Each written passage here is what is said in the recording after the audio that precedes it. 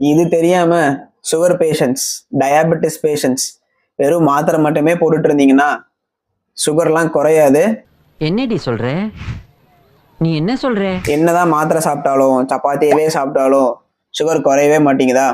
உங்களுக்கு தான் இந்த வீடியோவை சேவ் பண்ணி வச்சுக்கோங்க. உங்களுக்கு தெரிஞ்ச எல்லாத்துக்கும் ஷேர் பண்ணுங்க. சுகர் பேஷண்ட்ஸ் மெயினா இந்த 4 விஷயத்தை ஞாபகம் வச்சுக்கணும். ஃபர்ஸ்ட், என்ன சாப்பிடணும்? அதுக்கு ஒரு பெரிய லிஸ்டே இருக்கு. அது ஒரு அவுட்லைனா ஒரே இமேஜை நான் போட்டிருக்கேன். ஸ்க்ரீன்ல தெரியுதா?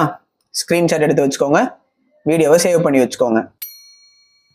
செகண்ட், என்னதான் இதெல்லாம் சாப்பிடலாம் இதெல்லாம் சாப்பிடக்கூடாது அப்படின்னு சொன்னாலும் அதெல்லாம் எந்த அளவில் சாப்பிடுங்கிறது தான் ரொம்ப முக்கியம்.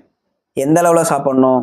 சிம்பிளாக ஞாபகம் வச்சுக்கோங்க, எப்போதும் சாப்பிட்றத விட பாதியாக தான் சாப்பிடணும். 50-50 தான். தேர்ட், எப்பப்போ சாப்பிடணும்? ஜென்ரலாக நார்மலாக 3 வேளை தானே சாப்பிடுவோம்.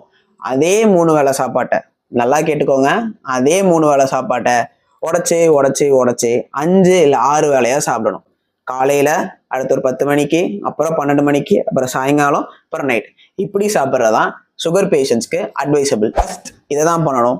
கடைசியாக இதுலேயுமே சுகர் கண்ட்ரோல் ஆகலைன்னா தான் டாக்டர் பார்த்து அதுக்கான மாத்திரைலாம் எடுத்துக்கணும்.